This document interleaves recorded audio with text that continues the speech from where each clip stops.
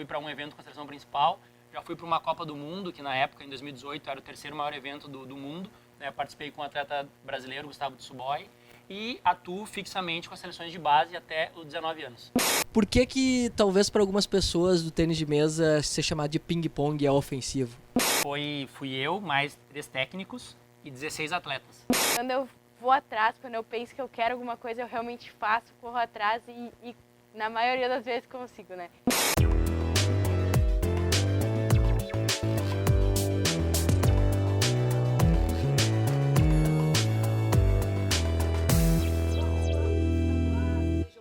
Muito bem-vindos a mais uma edição do nosso podcast, que vocês sabem bem, vocês já reconhecem todo esse contexto no qual estamos envoltos, que é no nosso querido Rocket Club, esse bar tão sensacional aqui de São Leopoldo, com matemática nerd, com jogos, séries, enfim, é sensacional. E dessa vez, estamos aqui novamente com uma dupla, mais um episódio com uma dupla, né? Isso a gente está dando uma diversificada, algumas vezes tivemos já também uma turma grande, como quando veio o Babu, ex-Big Brother, com toda turma que faz parte da banda dele. Então estamos mais uma vez aqui com uma dupla, mas antes de apresentar essa dupla, eu preciso fazer aquele pedido super necessário para que o projeto continue de pé, que é o quê? Se inscreve no nosso canal, dá um like, ativa a notificação, isso é super importante para esse YouTube enxergar, entender que o nosso conteúdo tem relevância e ao mesmo tempo entregar para mais pessoas possíveis e, consequentemente, nós termos condições de trazer pessoas como os nossos queridos que estão aqui, que é o nosso querido Jorge Funk, amigo de longa data aqui de São Leopoldo, e a Vic Strass, ambos do tênis de mesa aqui da região, já, na verdade, nível nacional. Muito obrigado por terem aceitado. Como estão, meus amigos? Primeiramente, muito obrigado, né, pelo espaço. É sempre importante a gente conseguir divulgar o nosso esporte e ainda mais o tênis de mesa, né, que tem tão pouco espaço na mídia, né? A gente já se conhece há mais tempo, sempre nos ajudou, seja no jornal, seja nas redes sociais e agora no programa Olha esse Papo. Muito obrigado. Com certeza, a gente que agradece o convite.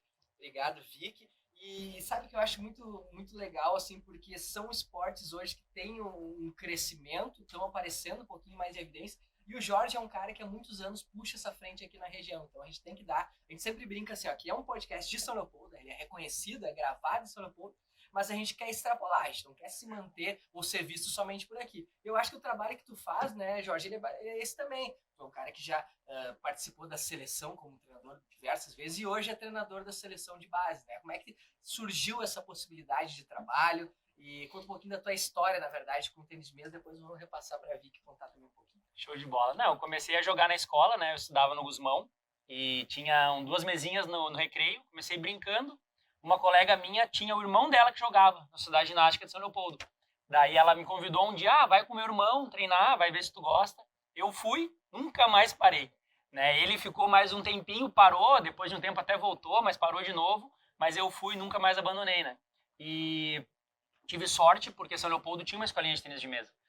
Hoje nós temos no estado bem mais desenvolvido, mas na época a gente tinha 3 escolinhas no estado inteiro. Uma em Porto Alegre, uma em São Leopoldo e uma em Palmeiras das Missões.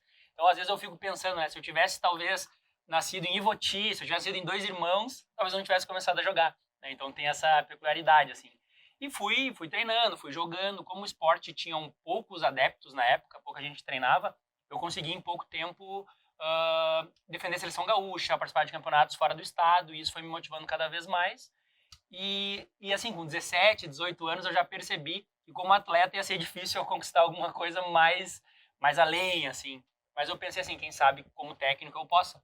Então comecei a me dedicar, a fazer cursos, ia para São Paulo para estudar, para ver outros clubes mais fortes, e fui evoluindo passo a passo. Né? Em 2012, uma menina do Paraná se mudou para o Rio Grande do Sul. Eu sempre falo que tem uma diferença na minha carreira antes dessa família vir para cá e depois, né, que é a família Iano. Então eles abriram minha cabeça para alto rendimento, para a seleção brasileira. E a partir de 2012 eu foquei nisso, pensei assim, quem sabe eu possa, né, conquistar muitas das coisas que eu sempre quis como atleta, como técnico. Então em 2014 eu tive uma oportunidade de fazer intercâmbio fora do país. Fui para a China, conheci toda a estrutura da China, né, de desenvolvimento do tênis de mesa. E em 2015 comecei a trabalhar com as seleções de base.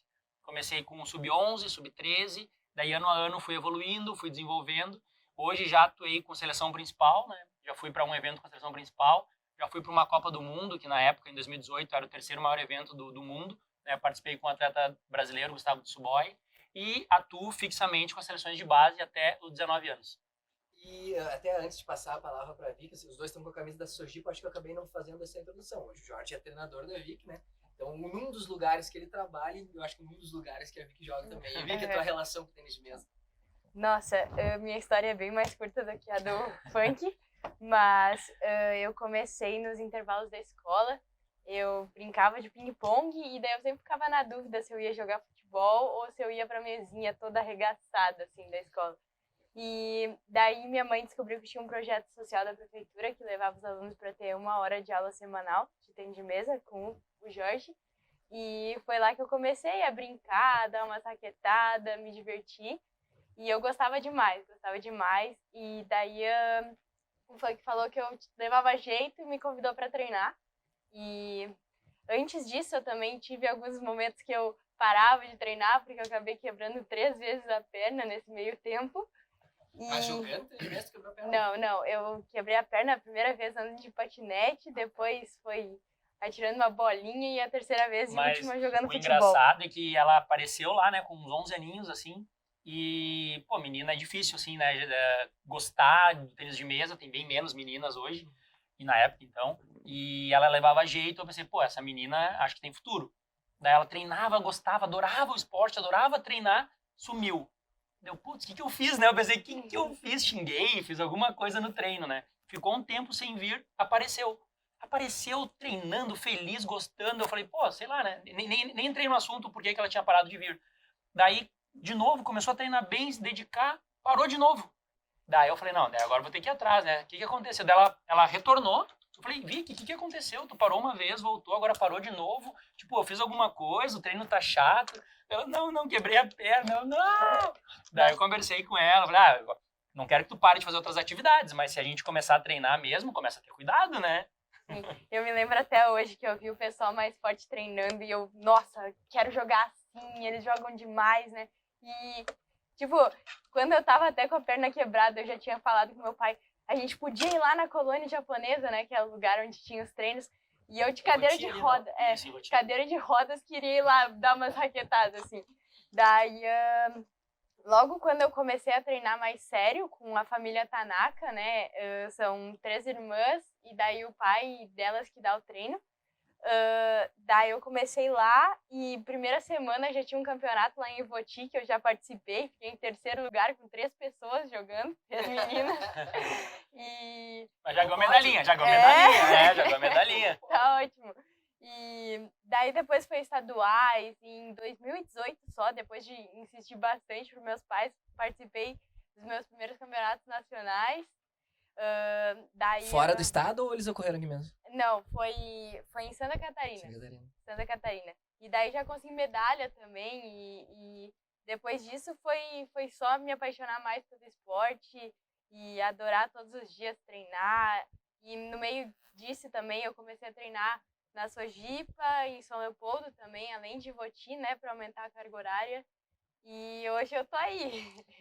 Espetáculo. E antes de eu continuar o papo aqui, vocês podem ver, antigamente a gente falava assim, não, vamos deixar para comer a pizza no início, né, quando começar o papo a transcorrer, mas agora a gente já chega, todo mundo olha, chega a pizza e a gente já vai dando umas garfiadas, dizer que já tem uns buracos antes mesmo de começar a gravação, mas isso é graças à delícia que é feita pelo nosso querido Galeto do Marquês, um grande parceiro nosso, assim como a ATP Global, que faz com que nós tenhamos aqui tantos equipamentos, nós temos aqui 1, 2, 3, 4, 5 câmeras, todas elas que fazem o nosso querido Anderson Cabelo suar o seu cabelinho sempre magistral, partidinho no canto para o lado, né? Então a ATP Global e o Galeto do Marquês são os nossos 2 parceiros firmes que seguem aqui conosco no Olhos Papo, então tem que agradecer eles, tem que agradecer o Cabelo também que eu falei, nosso querido Guilherme Oliveira, o famoso Guilherme Biteco, que faz a nossa produção e redes sociais.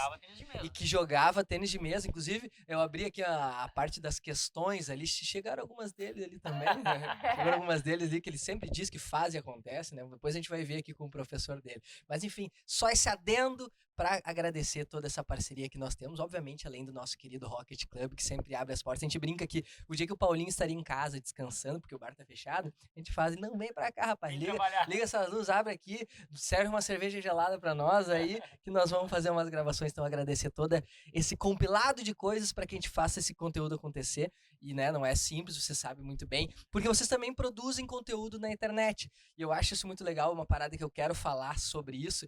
O Jorge é um cara que também, talvez da mesma geração que eu, então a gente chegou um pouquinho mais tarde, entendendo a necessidade de tu te expor mais ali, né? E a Vicky eu vejo que já tem números bastante relevantes e faz alguns desafios ali, umas coisas meio impossíveis para quem não manja, quem não é do meio, o que eu acho uma parada muito legal. Eu queria que tu falasse de ti, assim, como que é essa expansão, quando que tu viu essa necessidade e também a brecha, Vicky, que tu tem visto, assim, porque tu tem crescido nas redes e como é que tu tem repercutido esse conteúdo, né, que tu faz, se de alguma forma também tu vê que incentiva outras pessoas a tentarem jogar, enfim, joga a bola pra vocês. Sabe que as redes sociais sempre foi, assim, um desafio, né, tanto na criação do conteúdo, quanto muitas vezes um certo preconceito, né? Porque, tipo, eu sou treinador de seleção brasileira, e às vezes surgem as perguntas assim, ele tá desfocando, quer ficar fazendo videozinho, ou quer aparecer. Sempre tem, né, aquela galera que acha que a gente tá fazendo pro outro lado. Mas como eu vim de São Leopoldo, um estado onde tinha pouca informação de tênis de mesa, e sempre foi muito difícil a gente ter essa informação, porque na época não tinha internet como tem hoje, né? Até me sinto velho falando isso. Mas é verdade, eu me lembro de olhar fita VHS de jogo de tênis de mesa, né, de mundial de tênis de mesa.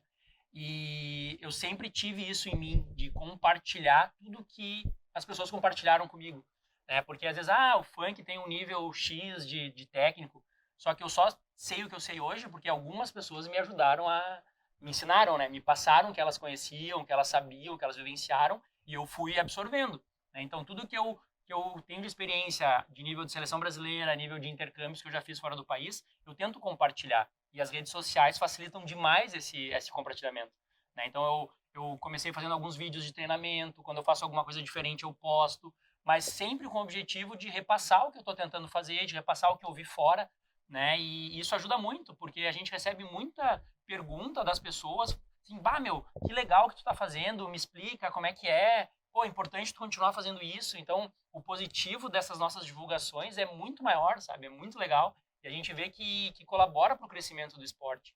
E a Vicky, então, agora ela fala, mas a Vicky já é outro nível, né? A Vicky já tá... Outro nível. Não, Influencer do tênis de mesa. Eu justamente comecei a postar mais pro incentivo do funk, né? Porque antes meu Instagram era nada. Não tinha foto, não tinha story, não tinha nada. E ele que posta direto, daí eu sempre repostava. E daí, ano passado, que eu comecei mais, assim, a postar, assim, sem compromisso. Daí, os primeiros 2 vídeos que eu postei já chegou a 50 mil visualizações nos Reels, né? E daí, tipo, comecei a brincar. Daí, quando deixava o treino gravando, se dava uma bola boa, pegava e postava. E daí, esse ano passado, na verdade, que eu comecei a postar no YouTube também, né? E daí o pessoal manda, pode ensinar isso? Que treino tu faz pra melhorar tal coisa, sabe? E daí eu comecei a postar. Tipo, eu não sei muito ainda, né? Mas do que eu sei, eu também tento repassar. E o pessoal adora, o pessoal fica muito agradecido por tudo. E é muito massa. E a gente não tem noção da magnitude que é, né? As redes sociais. Porque eu gosto, às vezes, quando vou no torneio, claro que eu tenho que ter um equilíbrio, né? Porque eu tô ali, tô trabalhando, sou técnico, né? Não posso também perder o meu foco do meu objetivo principal, que é instruir meus atletas.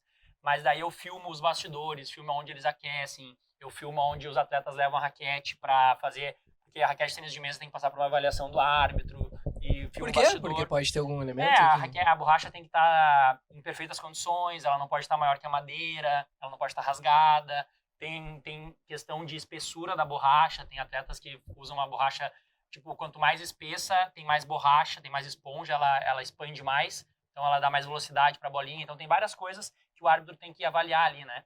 E eu vou postando essas coisas, né? E daí, assim, tu recebe, às vezes, uns comentários, pô, Jorge, continua postando, porque é o meu sonho participar de um evento desses. Talvez eu nunca vá conseguir participar de um evento desses, mas com os teus vídeos eu me sinto no evento, eu me sinto participante disso também, né? Então a gente acha que é uma coisa que para nós é tão rotineiro, é tão básico, né? Tem pessoas que talvez é o sonho da vida delas ir para um campeonato brasileiro, né? E é muito legal, isso é muito gratificante. Não, e a rede social é isso, né? Olha quanto que tem de influenciador, que cada acorde vai mostrando cada um, isso só demonstra, e eles têm muito sucesso. Isso demonstra o quê? Que as pessoas têm curiosidade pra saber esse bastidor. Eu tava conversando em off aqui com a Vicky e com o Jorge sobre um amigo que já gravou conosco aqui, o Guilherme Abi, que tem um canal sobre skate, e ele ficava até indignado no início, porque ele fazia alguns vídeos super complexos dele fazendo uma manobra e blá blá blá. Aí ele fazia, sei lá, viajava pros Estados Unidos, ele fazia um day in the life em que ele ia lá, alugava um carro, aí ele entrava no mercado que ele mesmo, né, pagava ali, não tinha nenhum atendente e tal, e explodia o vídeo, assim, porque a galera tem curiosidade de saber o dia a dia, né, que nem tu falou, detalhes que específicos, que pra ti é natural e pra gente que não acompanha tanta parada... E é uma coisa que a gente debate muito, né, porque daí a Vicky, na pandemia, ela treinou com rebatedores, né, a gente fez um rebatedor, que é uma tábua colada a borrachas, e ela treina sozinha com essa tábua. E daí ela postou um vídeo, foi para 20 milhões de visualizações. E daí, de um mês pro outro, ela tinha 2 mil seguidores e foi para 30 mil seguidores. De um mês pro outro. Sim, absurdo, por causa de um vídeo. Né? Então, a partir dali, os vídeos dela começaram a bombar. Ela começou a pensar mais sobre os vídeos, no que fazer e tal. E é engraçado, porque às vezes a gente até discute sobre isso, porque ela quer fazer vídeos muito mirabolantes, quer pensar em coisas muito fenomenais. Eu falo, Vicky, tu nunca sabe. Às vezes a coisa mais básica que tu fizer na vida é a que vai dar certo. Daí às vezes ela manda pra mim, ai, Funk, tu viu meu último vídeo? Era tão simples o que eu fiz. E é o que mais deu visualização no mês. Eu falei, então, as pessoas elas são sedentas pelo simples. É impressionante como o simples chama muito mais a atenção do que às vezes uma coisa muito elaborada, muito maquiada. É bem interessante isso em relação a isso. E às vezes, tu falou, né, o básico, eu pensava assim, poxa, qual é o nosso podcast? Eu ficava com aquele compromisso que o convidado, ele tem que vir aqui, eu pensava, eu tenho que extrair algo que ele nunca falou em nenhuma entrevista, em nenhum lugar. Só, cara, qual a pretensão? Que quem sou eu que eu acho que eu vou conseguir fazer isso de todos? E ao mesmo tempo, será que é isso que o público quer, né? Às vezes ele quer simplesmente uma coisa simples, tipo, por que talvez para algumas pessoas do tênis de mesa ser chamado de ping-pong é ofensivo? Isso é uma pergunta. Por quê? É que eu vejo assim, a gente está tentando desmistificar isso, né? Aqui no Brasil, a gente tinha um preconceito gigante entre tênis de mesa e ping-pong, né? Mas, porque aqui no Rio Grande do Sul, principalmente, a gente tem Federação Gaúcha de Ping-Pong, é um esporte totalmente diferente. Muda a mesa, muda a raquete, né? Muda a pontuação. Mas as pessoas achavam que era diminuir o esporte, falar que tênis de mesa era ping-pong. Mas para mim é totalmente ao contrário. Tudo que tu usar uma mesa, uma bolinha, uma raquete, que tu esteja rebatendo pro outro lado, é tênis de mesa, é ping-pong. Tudo vai estar desenvolvendo coordenação motora, tempo de bola, né? Então, se tu for pegar aqui e eu fizer uma pergunta para todo mundo aqui, todo mundo já jogou ping-pong, né? Todo mundo já brincou de ping-pong. E às vezes a gente quer separar essa galera que joga por lazer do esporte, né? Talvez eles joguem por lazer e não tem problema nenhum, é gostoso, como a maioria das pessoas já jogaram futebol, mas nunca jogaram num campo de 11. Né? É verdade. E aí nunca jogou futebol? Não, joga futebol, né? Eu dou curso de formação de treinadores e é bem interessante porque eu trago várias imagens para eles refletirem, né? E daí, justamente para esse debate, eu boto foto de crianças jogando com tampinha de garrafa. Eu pergunto, o que eles estão jogando? Futebol. Eu boto crianças jogando com bolinha de meia. O que eles estão jogando? Futebol. Eles estão num campo oficial, estão numa quadra oficial, estão com a bola oficial? Não estão. E o que eles estão treinando? Futebol. Eu faço a mesma coisa com crianças correndo, né? Estão treinando corrida, atletismo, né? Com vôlei, jogando 3 cortas, jogando vôlei na rua com um cordão de rede. É vôlei. Eu trago figuras de crianças brincando de ping-pong aqui, né? Eu falo, o que é isso aí? É tênis de mesa ou é ping-pong? Daí o pessoal se quebra, né? Porque as outras modalidades todas, eles estão brincando e é futebol, é vôlei, é atletismo. Mas a nossa modalidade que a gente treina, que a gente desenvolve, não é. A gente quer separar, né? Então é uma reflexão que a gente traz no curso e todo mundo começa a pensar, realmente, né? Em vez da gente separar, a gente tem que juntar, né? Unir. E o tênis de mesa é uma potência gigante, né? Quanto mais essa galera do ping-pong vir pro tênis de mesa, melhor. A gente só tem a ganhar, né? Mas hoje o tênis de mesa, ele é mais forte, digamos assim, no sentido de competições, de atletas, obviamente por ser um esporte olímpico também, ele é algo mais profissional. Que a diferença do tênis de mesa pro ping-pong no mundo é que tênis de mesa é o esporte oficial, Jogos Olímpicos, qualquer lugar do mundo que a gente for jogar uma partida, vai ser a mesma pontuação, a mesma regra, tudo igual. Eu não preciso nem conversar contigo, né? E o ping-pong é o lazer, é a brincadeira, que a gente pode inventar regra, a gente pode inventar pontuação, a gente pode inventar que o saque só é cruzado, o saque é só paralela. Não tem problema nenhum, isso é a brincadeira. Mas quando for jogar um campeonato oficial, vão ser as regras do tênis de mesa oficial. Né? Acho que não tem muito Entendi. A gente tava falando sobre bastidores, já vamos buscar algumas perguntas do pessoal que enviou aqui.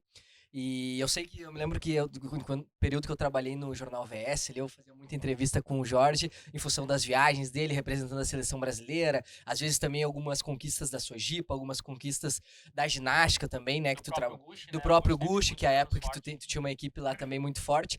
E então, tu tava sempre me mandando conteúdo, me abastecendo, sempre na função, sempre na luta pelo esporte.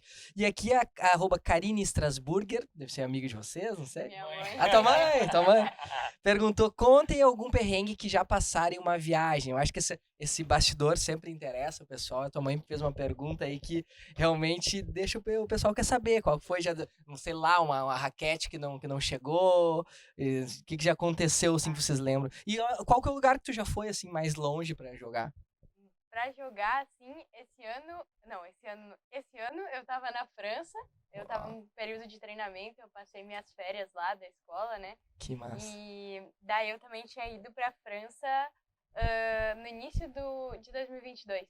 Daí lá eu joguei um campeonato internacional. Daí essa segunda vez que eu fui foi só pra treinamento mesmo. Só pra treinamento. E daí, mas de perrengue, assim, é difícil. Mas lá na França, eu peguei um dia, queria comer atum com saladinha de noite. Queria comer atum com salada, porque o dia inteiro, um país diferente, daí tu quer comer coisa diferente, daí tu come pão, daí tu come croissant, pão, chocolate. É muito doce na França, muita oferta de doce. E é tudo gostoso, é tudo maravilhoso, assim, as padarias, nossa, é maravilhoso. E daí, comprei no mercado, comprei 10 atuns. Daí, apenas 10 atuns pra durar, assim, né? Pra durar. Daí, de noite, o que eu tinha pra comer? Atum e a salada. E daí, não fui eu que comprei tonta, comprei atum sem lacre. Sem lacre. Sem o lacre. Então não tinha. Não tinha arbitrói. Não tinha como comer meu atum. Mas, tipo, isso é uma coisa simples, mas eu não consigo lembrar, assim, outra coisa. Perrengues chiques na França. Teria que ter um canivete na manga lá. Tem a minha segunda ida à China, a gente fui eu, mais 3 técnicos e 16 atletas. Né? E um dos nossos atletas, ele é sul-coreano. Né? Brasileiro, naturalizado, tudo. Pai, não sei se é mãe brasileira, pai sul-coreano, não me lembro direito agora. E ele não fez o visto para entrar na China. Ele não fez o visto. Daí a gente chega no aeroporto, cadê teu visto? Não tem, né? Tipo, não sei o que aconteceu, não se conferiu que não tinha o visto. Tá todo mundo ok, menos ele. Daí liga pra confederação, né? A confederação, dá um jeito de tentar levar ele, ver o que dá pra fazer e tal. Daí a gente falou com a empresa aérea, não tem como. Não tem como. Daí a gente vai, tinha um brasileiro. Mas ele pode ir pra... O primeiro voo era até a Espanha. Tem como ele ir pra Espanha? Ele vai chegar lá e vai ser deportado. Não tem problema. A gente vai, daí lá, se for o caso, eu volto com ele e tal. Daí fomos até a Espanha, levamos ele até a Espanha do jeito que deu. Daí, chegando lá, o cara da confederação me falou assim, se ele tiver que voltar, Funk, tu que volta. Né? Porque tu é o técnico mais velho ali da galera, que tava há mais tempo na seleção. Tu vai voltar com ele. E eu pensando assim, era a primeira vez que eu tava indo pra China com atletas, né? Eu tinha ido uma vez só pra estudos, mas era a primeira vez que eu tava indo com atletas. Ia ficar 30 dias lá.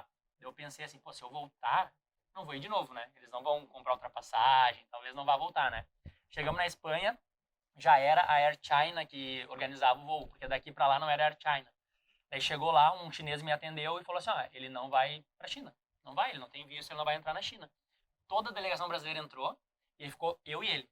Eu fiquei chorando as mágoas pro cara. Falei, mas, de novo, mas tu tem o poder de pôr ele dentro do avião e ele chegar na China comigo? Não, isso eu posso fazer. Mas ele vai chegar lá e vão deportar ele automaticamente. Eu falei, não tem problema, mas deixa eu ir com ele pra China.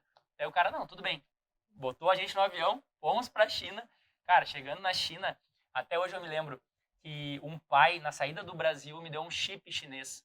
Um pai na saída do Brasil, pega um chip chinês, porque às vezes é difícil conseguir internet, às vezes no clube que tu tá não é tão bom, e tu tá com muita criança, acho que é importante, me deu um chip. Cheguei lá, botei o chip, já tinha mensagem, consulado chinês, consulado brasileiro, consulado chinês da China no Brasil, consulado brasileiro da China, do Brasil na China, um monte de gente. Eu sei que assim, chegamos lá, mesma coisa. Toda a delegação entrou, foi embora e falou, Funk, tu fica com ele. A gente ficou 36 horas dentro do aeroporto, entre o avião e a polícia. A gente não entrou no aeroporto. A gente ficou entre o avião e a polícia, não tinha restaurante, não tinha nada, a gente não comeu nada, a gente ficou 36 horas esperando.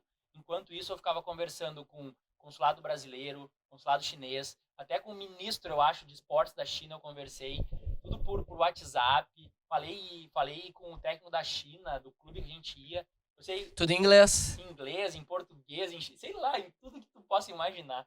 E deu tudo certo, graças a Deus, só que a gente ficou 36 horas, e daí o ministro, que era uma parceria, acho que era o Ministério do Comércio brasileiro com o Ministério do Esporte chinês. Era uma parceria que eles tinham, alguma coisa assim.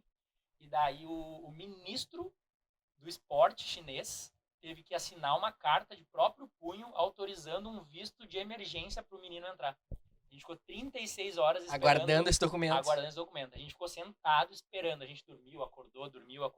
O pessoal da polícia, eles mesmos se reuniram, foram numa lojinha, compraram um monte de bala, doce, né, algumas coisinhas. Eles foram gente boa. E nos deram, e a gente ficou 36 horas, mas entramos na China e ficamos 30 dias de treinamento. Mas essa história é absurda. Foi uma boa irresponsabilidade sua, né? Foi complicado, mas no Que final das loucura. contas Não, deu tudo certo, deu tudo certo. Mas sabe que isso aí é uma doideira. Eu tenho uma tia, e eu acho que talvez eu tenha contado algumas histórias dela, porque a Daura, minha tia, ela é sensacional, ela é muito louca. Muito corajosa, inclusive. E ela morou nos Estados Unidos ilegalmente durante quase 10 anos e veio embora. E a gente sempre fala sobre ser deportada, né? E ela foi um dia que ela resolveu que ela ia voltar pra lá. E ela não podia, né? Imagina, ela nunca deu a sair. Não podia, tá? Ficou quase 10 anos lá. E ela foi deportada, definitivamente. Aí tu pensa, parou? Não. Daí ela pegou e comprou uma passagem pro Canadá. E foi e morou no Canadá durante mais uns 7, 8 anos. E ela ainda quer voltar para os Estados Unidos. Cara, não tem como, tu já foi deportada, velho. Nunca os caras vão deixar de entrar. Ela disse, não, eu vou entrar de novo, sabe? Ela também foi na cara e na coragem. Na segunda ainda eu já pensei assim, mãe, vai ser loucura se ela conseguir entrar, meu, porque, tipo, cara, foi muito tempo. Só puxar o histórico dela, velho. Não tem como, não tem como. E realmente não deu certo, coitada da. Mas ela acredita aí, pô, quem acredita vai mesmo. Ô, cara, vai conseguir sim, vai conseguir. Aqui temos uma pergunta do nosso querido Luiz Valgói, que jogou com vocês, nosso querido Nene para nós, lá do Peladeiros, nosso time de futebol 7 aqui de São Leopoldo. Nosso querido Nene, eu vou chamar ele de Nene, porque é assim que a gente chama ele. Qual o momento mais marcante que vocês já viveram? Perguntou o nosso querido Luiz Valgói, vulgo Nene. Tá.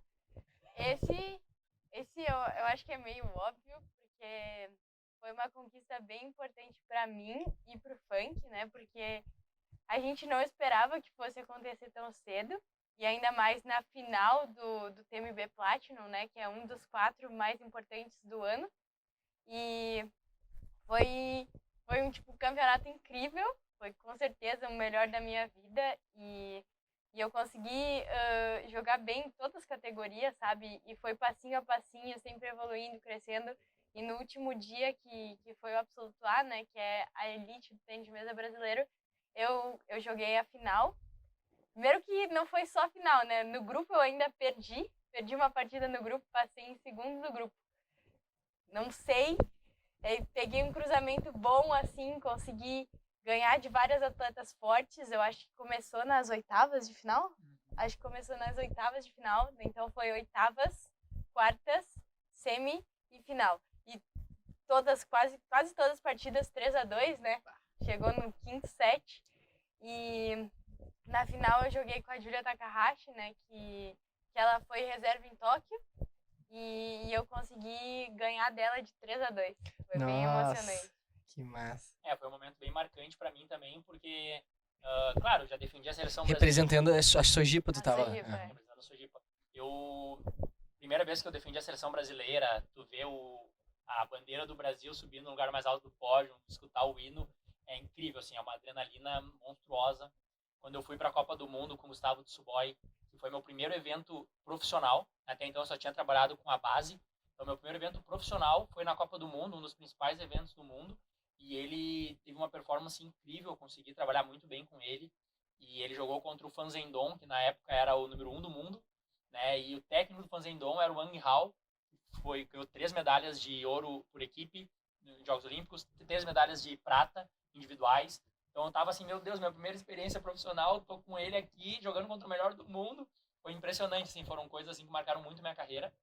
Mas essa vitória da Vicky foi a primeira vez assim que eu tive uma atleta que começou a jogar tênis de mesa comigo, né, formada no Rio Grande do Sul, nunca treinou fora do estado. Ela treinou fora do estado 2 vezes, que foram 2 training camps com a seleção brasileira, e formada aqui, só treinando aqui comigo, com o Paulinho, né, só com essa experiência gaúcha, e ela conquistar esse título, e além de ser uma vitória incrível, que possibilitou a ela ser convocada para a seleção brasileira principal. Então foi algo assim que mexe com tudo, né? Emoção, tua história de vida, teu trabalho. Então aquele momento foi um momento realmente que marcou demais. Assim. Tu falou sobre convocação de seleção, em off a gente estava falando aqui sobre um processo que tu vai ter agora seletivo, né, para buscar a seleção brasileira. E tu tem 17 anos, correto? E tu começou com 11, tu comentou, são 6 anos. Eu comecei com 11 pra 12. Mas brincando, claro, Ela entrou inicialmente com 11 nos brincando. projetinhos sociais, mas começou a treinar com 12, né? Com 12 de verdade, digamos assim. Então são 5 anos de treinamento. É muito curto, né? Imagina te familiarizar com um esporte novo em apenas 5 anos. Chega a ser até... às vezes a gente quer projetar muita coisa ali adiante, mas ele é tão presente, né, que é difícil. Mas, obviamente, eu acho que também por tudo que tu tem conquistado de uma forma digital, assim, de conquistar teu espaço, de ver que tem gente que consome esse conteúdo, que gosta desse esporte. Hoje, o teu objetivo de vida, assim... é ser atleta profissional de tênis de mesa, é disputar uma Olimpíada? O que passa na tua cabeça quando tu pensa no teu futuro, ainda que seja muito cedo pra gente definir as coisas com 17 anos, né, Jorge?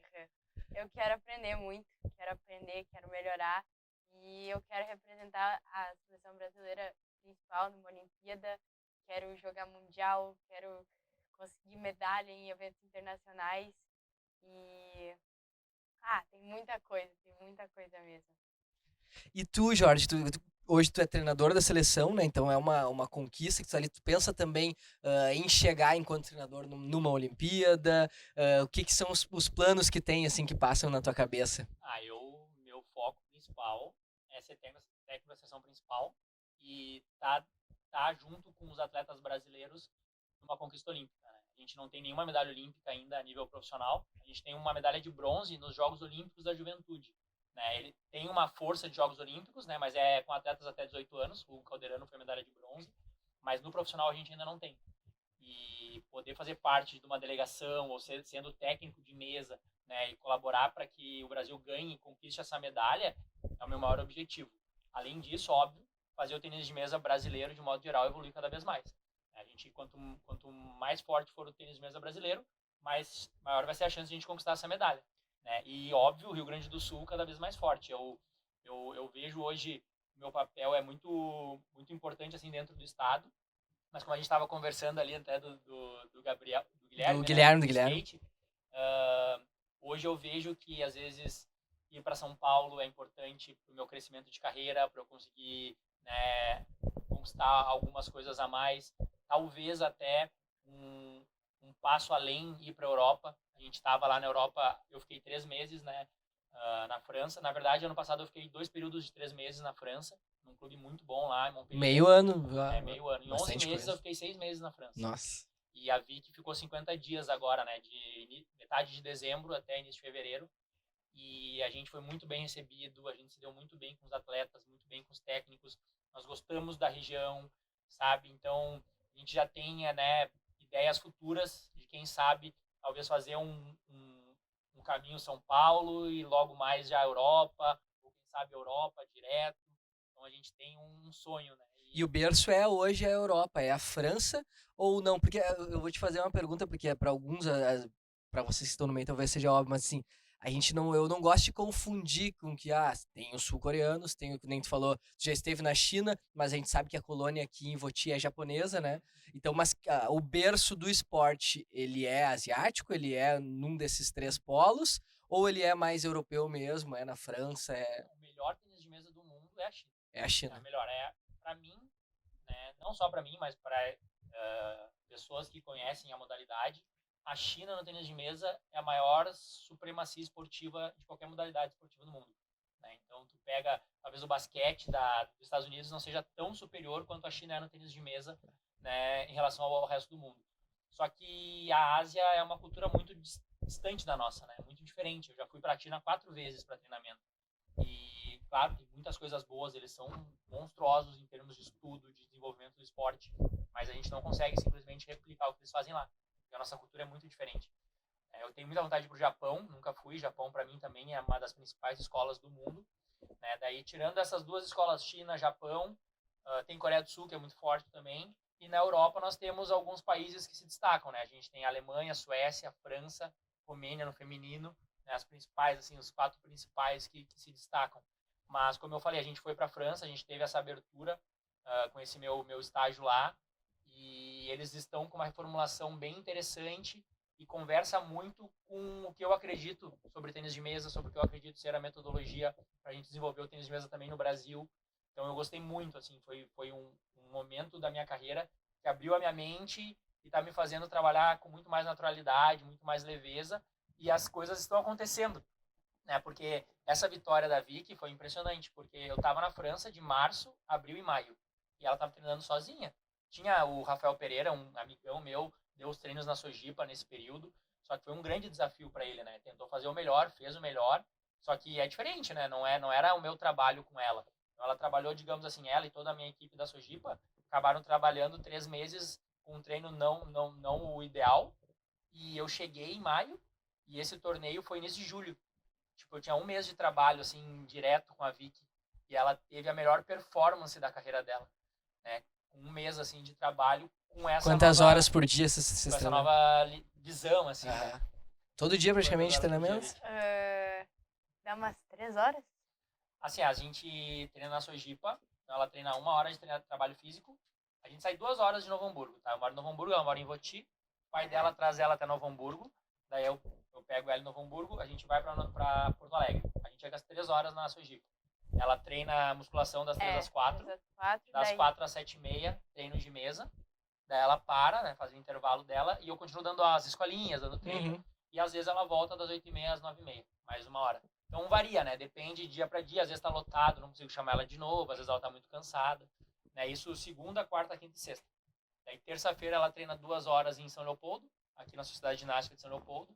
E final de semana eu acabo indo na casa dela, né? Sábado, quase sempre. Meu Deus. Às vezes domingo. E quando mais ele 2 não horinhas. vem, eu treino sozinho. Tu treina sozinho igual. Sozinho. Aqueles os vídeos que tu façam na tua casa mesmo, aquela mesa que tem. É.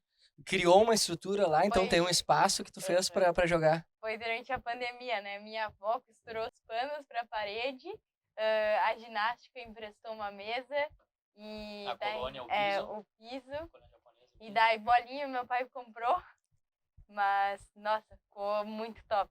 Ficou muito top de treinar lá. E aí tu manteve, tu segue Aham. tendo aquela estrutura É. ali. É na garagem, né? O pai dela tem que tirar os carros, daí monta Tem que a mesa. montar toda a Na estrutura. garagem.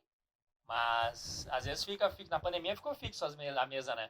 O carro que durma na rua. O carro tava na rua. Hoje ela dá uma. Porque durante a semana ela acaba não treinando, né? Daí Sim. monta a mesa mais só pro final de semana. Né? Mais pro fim. Tu citou o Calderano, tu citou o Tsuboy, e nós tínhamos, pra quem é do mainstream, que acompanha só, sei lá, o que passa no Globo Esporte, ali tinha o Goiama, antigamente, né, como um dos expoentes do esporte. Hoje são os principais caras, quem são os nomes, assim, principais do elenco masculino e feminino do tênis de mesa, que possam, de repente... Foi o Tsuboy que foi bem na última Olimpíada, ou foi o Calderano? Foi o Calderano. Os dois foram bem, né? Na verdade, nesses últimos Jogos Olímpicos foi a melhor performance do Gustavo Tsuboy. Ele equiparou o melhor resultado do brasileiro da história, né? Chegou nas oitavas de final, realmente jogou muito bem. Só que o Calderano foi para as quartas. Agora é o melhor resultado do brasileiro, foi quartas de final. E ele teve muito, mas muito perto de chegar na semifinal. Né? Infelizmente levou a virada, mas ele teve muito perto de chegar na semifinal. Até uma expectativa grande que ele consiga nos próximos Jogos Olímpicos, né? Talvez conquistar essa medalha tão desejada. Mas nós temos hoje, o Tsuboy, ele se aposentou da seleção brasileira, né? Então a gente está num processo de renovação também da seleção principal masculina. Então a gente tem o Calderano, nosso principal, né, líder técnico, tem o Vitor Ishi, e daí a gente tem depois o Eric Jolt, que era o terceiro raquete, quarta raquete, tem o Guilherme Teodoro vindo, o Carlos Ishida, Rafael Turini, essa gurizada mais jovem de 21, 22 anos. E aí, eles estão tudo treinando na Alemanha, né? Na Alemanha. E daí a gente tem no feminino a Bruna Takahashi, fortíssima. A Bruna Takahashi até a irmã da Julia Takahashi, que foi quem Que tu venceu, né? venceu. A Bruna chegou a número 17 do mundo, Caramba. principal resultado de uma atleta brasileira. Então, ela tá realmente jogando muito bem, acho que tá no melhor momento da carreira dela. A gente tem o Luca Kumahara também, que defende a seleção feminina. E daí, depois dessas duas atletas, a gente tem a nova geração, que é a Julia, é a Vicky, é a Laura Watanabe, a Karina Shirai, Beatriz Fiore. Daí é uma gurizadinha de 17, 18, 16 anos que tá vindo. Que tem que persistir para chegar Tem aí. que persistir, mas é que é legal, porque a gente tem duas atletas femininas muito fortes, né? Tem a Julia Laura, que tá um pouquinho desgarrada, e depois tem essa gurizadinha ali de 17, 16. Então tá bem legal, assim, a gente tá num momento bem interessante de inovação. E, Jorge, eu me lembro de quando eu fazia matérias contigo, sempre tinham, assim, né, meninos que surgiam, né, com uma expectativa muito grande, que tu apostava também, de levar para outros lugares. E, claro, eu imagino que não tem que ter uma persistência muito forte, daqui a pouco ela vai sair. Já saiu da escola? Não, tá no terceiro ano. Agora muda, chega a faculdade, chega de repente o interesse de ter um trabalho, e as coisas podem mudar, pode não se tornar uma prioridade. Mas dentro da tua experiência, a Vicky se condiciona a ser, não precisa, faz de conta que ela não tá aqui, se condiciona realmente a ser uma das grandes atletas do Brasil, assim, de acordo com o crescimento que tu tem visto nela nos últimos tempos? A Vicky, ela é bem diferenciada nesse aspecto, né? Ela tem um lado técnico, né? Um lado de ter um domínio técnico para o jogo impressionante. Só que muitos têm essa habilidade, essa facilidade para jogar. Só que o empenho e a dedicação que ela tem para trabalhar, eu vi poucas vezes. Até entre atletas da seleção brasileira, como eu tenho, né, essa experiência, eu vi em poucas pessoas. Então isso é o que me deixa muito tranquilo com o trabalho com ela. E, claro, a gente vai ficando mais velho, vai ficando mais experiente, e a gente cada vez mais entende que o trabalho é a longo prazo. Isso eu converso muito com ela.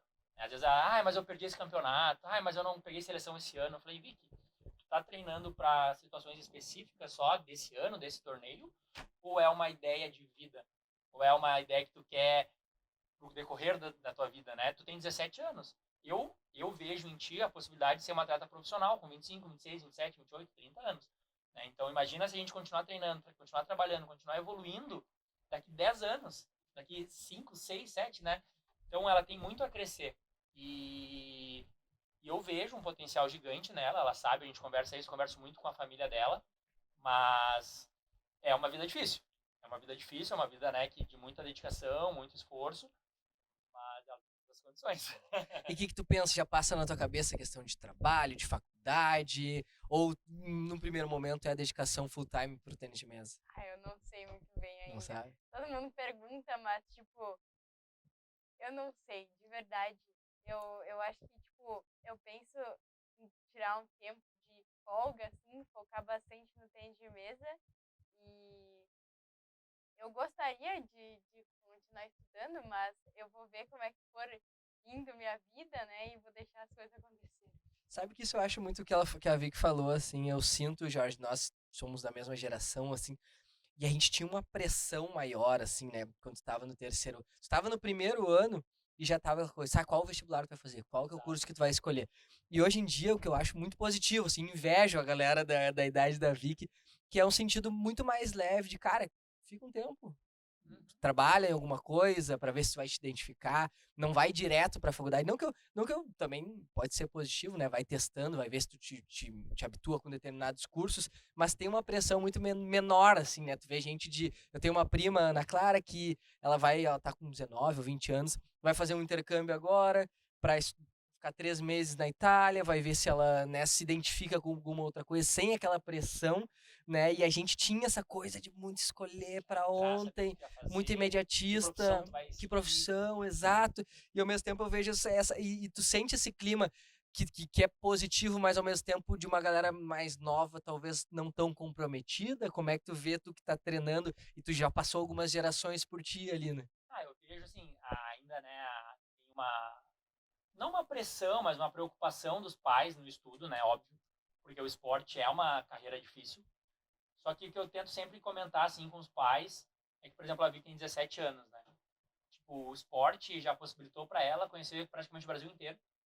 Né? Então, com certeza a cabeça dela é totalmente diferente de grande parte dos colegas dela da escola. Ela tem uma vivência, né, uma experiência de vida que não se compara, né? E, tipo, já teve a oportunidade de ir pro Paraguai para jogar, de ir pra França para jogar, entendeu? Então, tu começa a ver outras culturas, ver outros povos, outras línguas, né? Isso também é rico, isso também é tu evoluir como pessoa, né? Claro que a educação é importante, eu até mudei bastante, assim, o meu pensamento em relação à educação, porque eu vejo que se tu continua estudando mesmo sendo atleta, tu continua te exigindo, te puxando, tu continua, né, e tu consegue dar conta. Claro, não vai fazer 5, 6 cadeiras na faculdade e ser atleta, mas tu pode continuar estudando uma cadeira, 2 cadeiras, sendo atleta profissional. Eu vejo isso acontecer em várias modalidades. Eu acho que é bem plausível, porque já entrando num outro debate, às vezes tu para de estudar, tu para tudo e tu acaba te acomodando. Não que tu te acomode no treino, mas tu te acomoda porque fica muito confortável, é só treinar, né? Não tem mais nada assim. Isso tu tem que estudar. Hoje eu vejo o quanto ela se puxa para estudar, o quanto ela se puxa para ler os livros que ela precisa ler para a escola, e ao mesmo tempo ela continua se puxando no treino. É desgastante, ela fica cansada, mas isso faz ela se superar. E isso às vezes na mesa faz diferença. São estímulos, né? São estímulos que são necessários e faz ela ter melhores decisões, faz ela ter mais energia, faz ela se entregar, não se entregar na hora difícil, entendeu? Então, tem esse lado que eu acredito ser bem positivo quando o atleta se mantém o estudo, mantém, né, o treino, e pode ser positivo para a carreira profissional também. Não, e conhece gente, né? Tu expande, a universidade, ao mesmo tempo que tem essa pressão, eu vejo os fatores positivos que nem tu falou. Quantidade de gente que tu conheceu e de repente no transcorrer da tua carreira vai te conseguir uma vaga de emprego, vai te indicar para alguma coisa, ou simplesmente vai facilitar uma relação em algum outro lugar, né? Tem essa expansão que a gente na escola a gente fica muito mais fechado, né? Do que Aqui o Jaime, parente também, pai? Não, Jaime é um atleta do interior. Jaime Tere Miller, pode Isso, ser? Jaime Miller. O Jaime perguntou: amigos, sabemos dos excelentes resultados de vocês em 2022, o que podemos esperar para 2023?